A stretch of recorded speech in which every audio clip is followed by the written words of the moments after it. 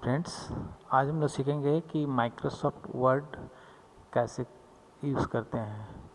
आज हम लोग बेसिक से कंप्यूटर का माइक्रोसॉफ्ट वर्ड का कैसे स्टार्ट करते हैं, उसका एक्सटेंशन क्या होता है, कैसे कैसे उसका यूज़ होता है, एक एक करके हम लोग स्टेप बाय स्टेप सीखेंगे। तो सबसे पहले हम लोग आ जाते हैं कि कंप्यूटर कैसे खुलता है। तो सबसे पहले देखिए यहाँ पर एक स्टार्ट बटन होगा। तो यहाँ पर जैसे आप स्टार्ट में क्लिक करोगे, ये स्टार्ट हो गया। अब इसके बाद तो सबसे पहले हम लोग यहाँ पर स्टार्ट में जैसे क्लिक करते हैं और यहाँ पर हमें सबसे पहले यहाँ सर्च करना पड़ता है माइक्रोसॉफ्ट वर्ड। अगर आप वर्ड भी लिखिएगा तो जैसे वर्ड लिखिएगा तो ऑटोमेटिक वो आपका माइक्रोसॉफ्ट वर्ड जो भी 2016 हो, 2019 हो या 2007 हो, 2010 हो, जो भी है, जो भी आप ऑफिस का इंस्टॉल किए होंगे तो वो आपको यहाँ शो करेगा। तो जैसे यहाँ आएगा तो आपको क्या करना है, यहाँ क्लिक करना है। जैसे क्लिक कीजिएगा तो यहाँ पर सबसे पहले आता है कि आप किस तरह का टेम्पलेट यूज़ करना चाहते हैं। तो मैं सिंपल सा अभी एक ब्लैंक डॉक्यूमेंट्स का इस्तेमाल करूँगा। तो मैं यहाँ ब्लैंक डॉक्यूमेंट्स में क्लिक कर दूँगा। ये ब्लैंक डॉक्यूमेंट्स आ गया। तो सबसे पहले इसके बारे में हम लोग थोड़ा सा पढ़ेंगे कि फॉर्मेटिंग क्या क्या होता है, इसका पूरा डिस्क्राइब करके थोड़ा सा हम बता देते हैं। मैं उसका एक बनाया हूँ। तो देखिए जैसे आप वर्ड खोलते हो तो इस तरह आता है। तो ये जो दिख रहा है इसको हम लोग कहते हैं, ये जो आपका ऑफिस का जो लोगो दिख रहा है इसका बगल में देखिएगा सेव, अंडो, रीडो, यहाँ सारा दिखता है कस्टमाइज़ किया हुआ। अगर आपको और चाहिए तो आप इसमें ऐड कर सकते हैं जो शॉर्टकट यूज़ करना चाहते हैं। ये होता है, इसको बोलते हैं फॉर्मेटिंग बार, ये जो आप दिख रहा है पूरा। और ये जो आप मेनू बार दिख रहा है, ये इसको मेनू बार कहते हैं, जो टैब इस्तेमाल करेंगे। और ऊपर का जो आता है उसको हम लोग कहते हैं टाइटल बार। कभी कभी एग्ज़ाम में पूछता है कि सबसे टॉप में कौन रहता है, तो आप बता सकते हो कि सबसे टॉप में किसी भी एप्लीकेशन में टाइटल बार आता है, जिसमें आपको फाइल का नाम और एप्लीकेशन का नाम बताता है और साथ ही साथ मिनिमाइज़, मैक्सिमाइज़ और क्लोज़ रहता है। तो मिनिमाइज़ क्या होता है कि अगर आप यहाँ मिनिमाइज़ में क्लिक कर दोगे तो कोई भी एप्लीकेशन अगर आप यूज़ कर रहे हो और अगर दूसरे एप्लीकेशन में हम काम करना चाहते हैं तो वो बिना बंद हुए आपका टास्क बार में रहता है, जो कि मिनिमाइज़ में जैसे आप क्लिक कीजिएगा तो वो आपका टास्क बार में छिप जाएगा और आप दूसरे एप्लीकेशन में भी काम कर सकते हैं और जब चाहे उसको मैक्सिमाइज़ भी कर सकते हैं। ये है मैक्सिमाइज़। इसमें क्या होता है कि इसमें जो विंडो का स्क्रीन जो दिखता है उसमें छोटा और बड़ा करने के लिए इस्तेमाल होता है मैक्सिमाइज और रिस्टोर होता है। एक क्लोज का ऑप्शन होता है जो किसी भी एप्लीकेशन को बंद करने के लिए इस्तेमाल किया जाता है। मेनू बार में हर मेनू का अलग अलग काम रहता है, बताएंगे। ये जो दिख रहा है फॉर्मेटिंग बार, इसके माध्यम से ही सारा चीज़ एडिट किया जाता है जिस तरह का आप फॉर्मेट बनाना चाहते हो। ये आपका हो गया रूलर, जो लिखा हुआ है रूलर। ये होता है स्टेटस बार, जो आप कितने पेज, कितने वर्ड्स, ये सारा इस्तेमाल करके बताता है। ये जूम, अगर कभी कभी क्या होता है कि आप अगर जूम करके उसको देखना चाहते हैं, जैसे आपका 100% अगर जूम में है, अगर आप 125, 150 करते हो, 200 करते हो तो वो साइज़ जो है वो बड़ा करके दिखता है। साइज़ वही रहेगा लेकिन वो थोड़ा सा बड़ा बड़ा करके दिखाएगा जूम करने से। आप यहाँ से जूम को कम कर सकते हैं, यहाँ ज़्यादा कर सकते हैं। ये स्क्रॉल दिख रहा है आपको, ये क्या स्क्रॉल क्या काम करता है कि आप अगर नीचे आना चाहते हैं पेज का तो यहाँ से डाउन कर सकते हैं और यहाँ से अप कर सकते हैं। ठीक है, तो चलिए मैं आपको डायरेक्ट दिखाता हूँ इनसे एप्लीकेशन से। चलिए यहाँ देखिए मेरा अभी रूलर दिख रहा है आपको, यहाँ से मेरा स्टार्टिंग जो पॉइंट है कर्सर देखिए यहाँ ब्लिंक कर रहा है। ये जो दिख रहा है यहाँ ब्लैक से यहाँ मतलब 1.5 इंच का जो मेरा है यहाँ पर सेंटीमीटर जो भी है वो यहाँ पर डिफरेंस का दिखा रहा है। और उसी तरह लेफ़्ट साइड में भी देखिएगा मेरा स्टार्टिंग पॉइंट यहाँ से आ रहा है। उसी तरह जितना स्पेस ये रहता है उतना ही ये भी रहेगा।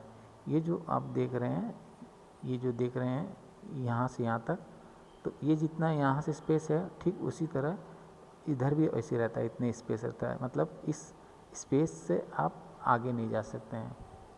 और उसी तरह यहाँ से ऊपर आप नहीं जा सकते, ये लाइन का ऊपर। मतलब आपका कर्सर यहाँ ब्लिंक कर रहा है, मतलब यहीं से लिखना होगा। मान लीजिए मैंने कुछ लिखा, ठीक है। तो सबसे पहले हम लोग आते हैं कि लिखने का तरीका क्या होता है। तो ये लिखने का तरीका सारा फॉर्मेटिंग बार में ही होता है। तो अब हम जैसे मान लीजिए कि हम अगर कोई एप्लीकेशन को सेव करते हैं, उसका एक्सटेंशन क्या होता है। देखिए एक्सटेंशन क्या होता है कि हर एप्लीकेशन का अलग अलग होता है। जैसे टाइटल अलग होता है, ठीक उसी तरह एक्सटेंशन भी अलग अलग होता है। लेकिन आप जब सेव कीजिएगा तो एक्सटेंशन ऑटोमेटिक ले लेता है। जैसे अगर आप 2007 या 2007 से नीचे का काम कीजिएगा तो उसमें देखिएगा पहले का जो एक्सटेंशन होता है .doc होता था, ठीक है। अभी जो लेटेस्ट वर्जन में आ गया तो उसमें आता है .docx आता है, ठीक है। तो कोई ये दिक्कत नहीं है, ऑटोमेटिक वो फाइल ले लेगा। लेकिन यही है कि अगर आप लेटेस्ट वर्जन में काम करते हैं, फाइल को सेव किए होंगे, तो ओल्ड वर्जन में वो नहीं खुलेगा, लेकिन ओल्ड वर्जन को लेटेस्ट वर्जन में खुल जाएगा। यही डिफरेंस है। अभी जितना भी एप्लीकेशन यूज़ होता है इस एक्सटेंशन में तो है डॉक्यूमेंट एक्स, ठीक है। चलिए हम लोग पहले स्टार्टिंग करते हैं कैसे लिखा जाता है। तो देखिए सबसे पहले आता है कभी भी ये होता है आप फ़ॉन्ट किसका इस्तेमाल करना चाहते हैं। अगर आप इंस्टॉलेशन हिंदी भी करेंगे तो हिंदी भी टाइपिंग कर सकते हैं। अगर अदर लैंग्वेज भी करना चाहेंगे तो वो भी इंस्टॉल करना पड़ता है, वो मैं आगे बताऊंगा कैसे किया जाता है। फ़िलहाल हम लोग लिखते हैं। चलिए यहाँ पर मैंने एक तो बुक मैन ओल्ड स्टाइल में क्लिक कर दिया हूँ। अब मैं यहाँ साइज में अभी फ़िलहाल मेरा कितना साइज है देखिए, अजीत मैं लिखता हूँ तो इसका साइज़ अभी 11 है। अगर मैं इसको नीचे इंटर मारता हूँ, नीचे आ जाता हूँ, अब देखता हूँ इसका साइज़ को मैं यहाँ से 22 कर देता हूँ। अब देखिए इसका साइज़ कैसे आ गया, इस तरह आ गया। अगर अगर आप इसे बड़ा करना चाहेंगे तो वो भी कर सकते हैं। तो कुछ नहीं करना है, इसको बस सिलेक्ट करना है और यहाँ से आप इसको बढ़ा सकते हैं ऐसे करके। उसी तरह अगर फ़ॉन्ट का इस्तेमाल करना चाहेंगे तो फ़ॉन्ट का भी इस्तेमाल कर सकते हैं, ठीक है।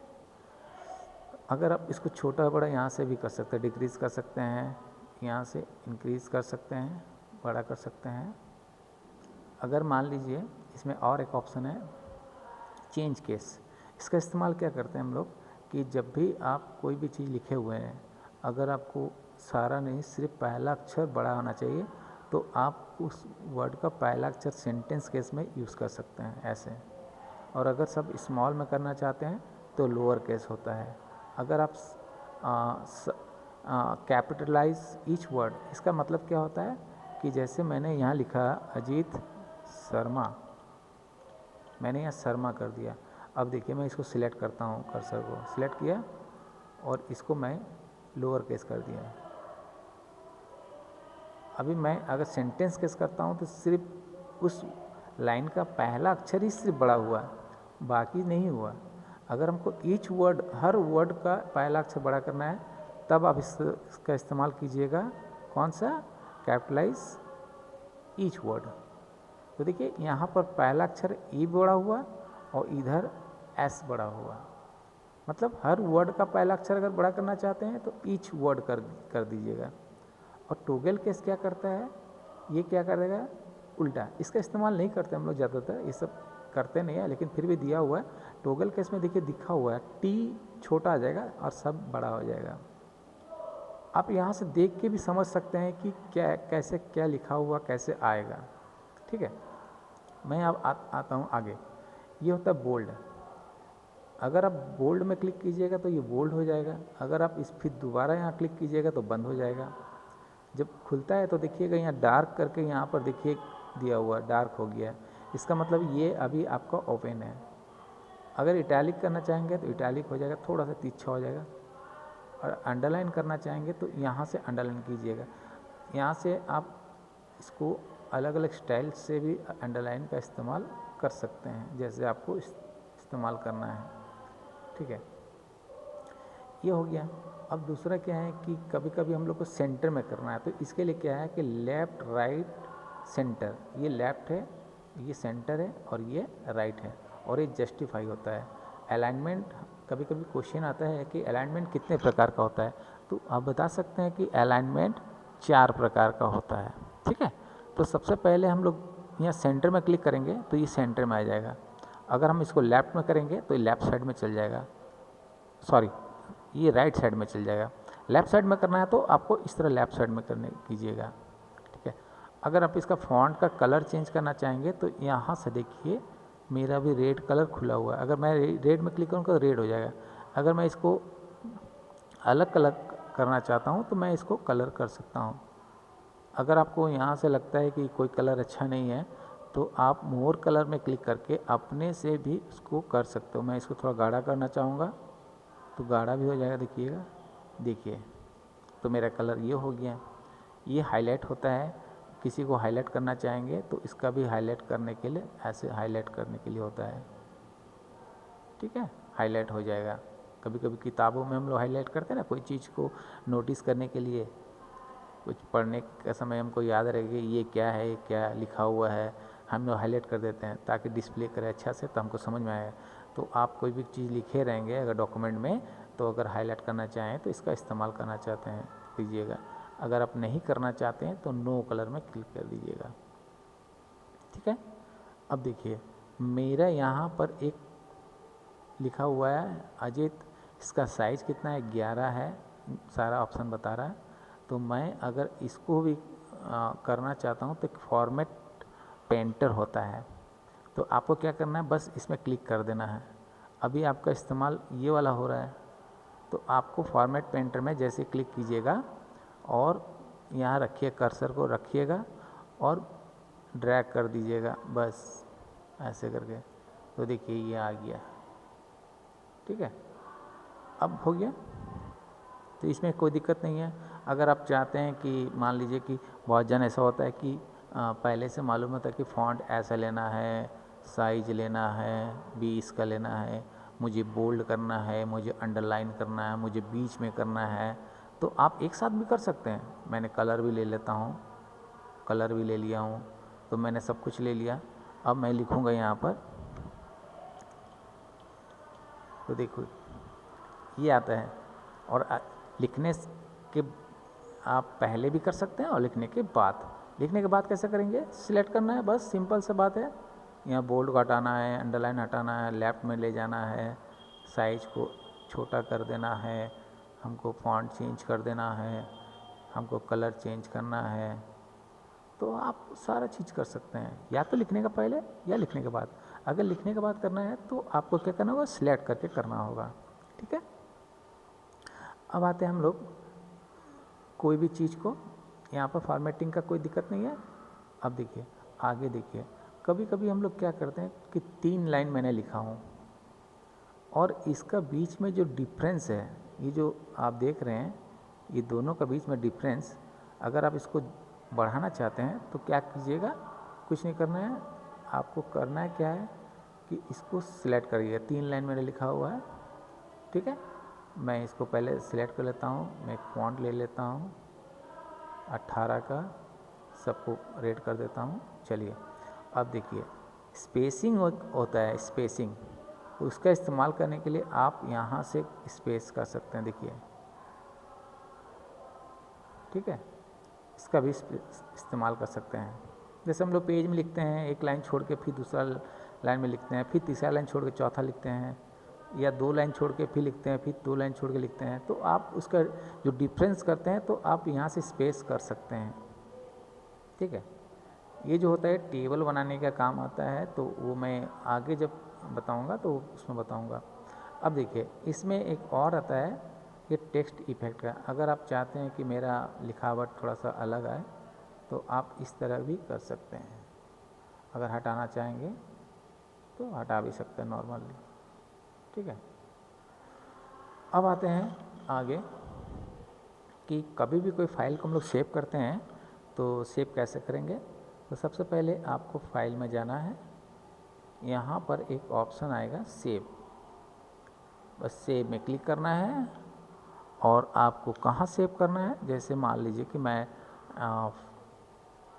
पीसी में करना चाहता हूँ, बस यहाँ क्लिक किया और डी ड्राइव में क्लिक करूँगा और वहाँ से भी जा सकता हूँ, या तो कोई भी आप डॉक्यूमेंट में बाय डिफ़ॉल्ट सेव होता है तो आप डॉक्यूमेंट में क्लिक कर दीजिए। डॉक्यूमेंट में करने के बाद अगर आपको लगता है कि नहीं मैं लोकेशन अलग से करना चाहता हूँ तो आप यहाँ से किसी भी जगह में जाके कर सकते हैं। जैसे मैं डी ड्राइव में करना चाहता हूँ तो डी में क्लिक किया और मैं यहाँ पर इसका नाम अजय दे दिया। अब मैं देखिए यहाँ पर मैंने फाइल का नाम दिया लेकिन एक्सटेंशन नहीं दिया। ऐसा नहीं है कि .docx देना पड़ेगा, वो ऑटोमेटिक ले लेता है। जिस एप्लीकेशन में आप यूज़ कीजिएगा वो एक्सटेंशन अपने आप ले लेता है। तो मैंने अजय का नाम से दिया है। अब ये देखिए यहाँ पर मेरा पीसी के अंदर डी ड्राइव जो है मेरा कंप्यूटर में, वो ड्राइव में ये सेव हो रहा है। अगर आप चाहेंगे कि अपना एक फ़ोल्डर बनाना है तो यहाँ से क्रिएट कर सकते हैं। तो इसके लिए क्या करना होगा, बस यहाँ पर क्लिक कीजिए और अपना एक फ़ोल्डर आ गया। अब इसका नाम कुछ भी दे दीजिए,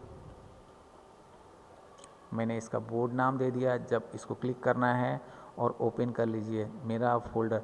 अब जो भी फाइल, अब मेरा अजय फाइल जो होगा सेव कहाँ होगा, बोर्ड के अंदर होगा। वो बोर्ड किसके अंदर जाएगा, डी के अंदर जाएगा।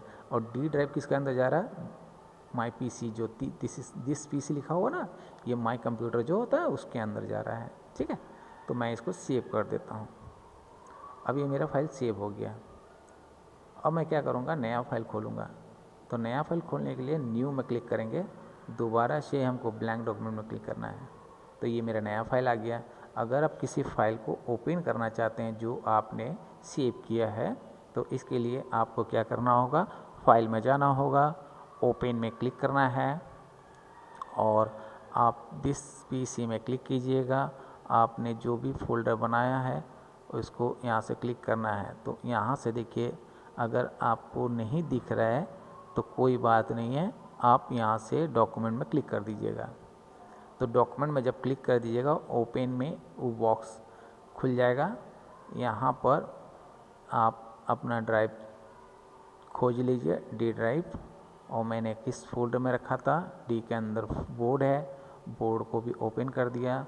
और फाइल यहाँ पर मेरा जितना भी फाइल रहेगा, मैं जिसको भी खोलना चाहूँगा बस क्लिक करूँगा और ओपन कर दूँगा तो वो मेरा फाइल भी खुल जाएगा। आगे का काम भी हम आगे फिर कर सकते हैं ऐसे करके। तो इस तरह करके आप आज कुछ काम किए और दूसरे दिन भी इस फाइल में कर सकते हैं। ये आपका फाइल सेव रहेगा। कभी कभी क्या होता है कि हम लोग फाइल को कुछ भी लिखते हैं और यहाँ से क्लोज़ कर देते हैं। तो क्लोज़ करने से पहले कंप्यूटर आपको हमेशा एक चीज़ पूछता है, क्या आप इस फाइल को सेव करना चाहते हैं या नहीं करना चाहते हैं, यहाँ इस मेनू से बाहर आना चाहते हैं। तो अगर इस मेनू से बाहर आना चाहते हैं तो आपको कैंसिल करना है। अगर आप इसको सेव करना चाहेंगे तो सेव में क्लिक कीजिएगा। अगर सेव नहीं करना चाहेंगे तो डोंट सेव कीजिएगा। अगर डोंट सेव करेंगे तो मेरा जितना तक सेव था, मेरा ये 3 लाइन सेव था तो ये 3 लाइन का ही रहेगा, उससे आगे सेव नहीं करेगा। और अगर मैं इसको सेव में कर दूंगा तो मेरा जैसे बोर्ड तक सेव था तो अब ये 2 लाइन भी सेव हो जाएगा। तो चलिए मैं देखता हूँ, सेव करता हूँ। अब देखिए मैं दोबारा से उसको खोलता हूँ और अपना फाइल को, और मैं इस फाइल को खोजूँ तो देखिए मेरे ये 2 लाइन जुड़ गया।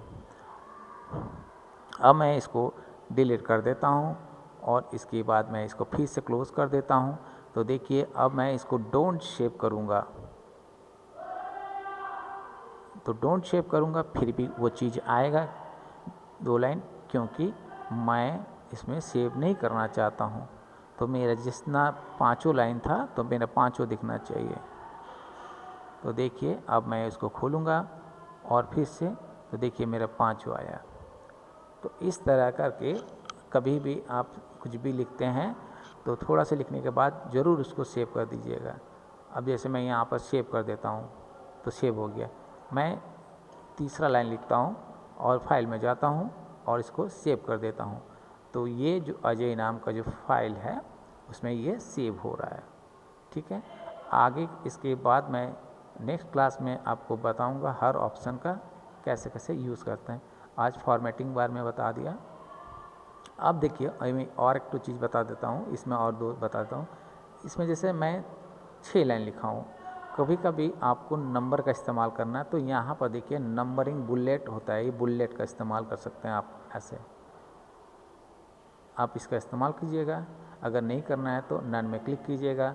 अगर नंबर का इस्तेमाल करना चाहेंगे तो आप नंबर का भी इस्तेमाल कर सकते हैं। ठीक है, और अगर नहीं करना चाहेंगे तो नन में क्लिक कर दीजिएगा। ये है। अब देखिए आगे देखेंगे कि कॉपी पेस्ट क्या होता है और इंसर्ट, डिज़ाइन, लेआउट, सारा टेबल कैसे बनता है वो नेक्स्ट क्लास में हम लोग सीखेंगे, क्योंकि वीडियो बहुत लंबा हो जा रहा है। इसीलिए आज के लिए इतना ही। Thank you. नेक्स्ट वीडियो देखने के लिए आगे इसके बाद मैं दूंगा ज़रूर। Thank you. सब्सक्राइब कीजिएगा ज़रूर ताकि आगे भी आपको इस तरह का वीडियो भी देखने को मिलता रहे। Thank you.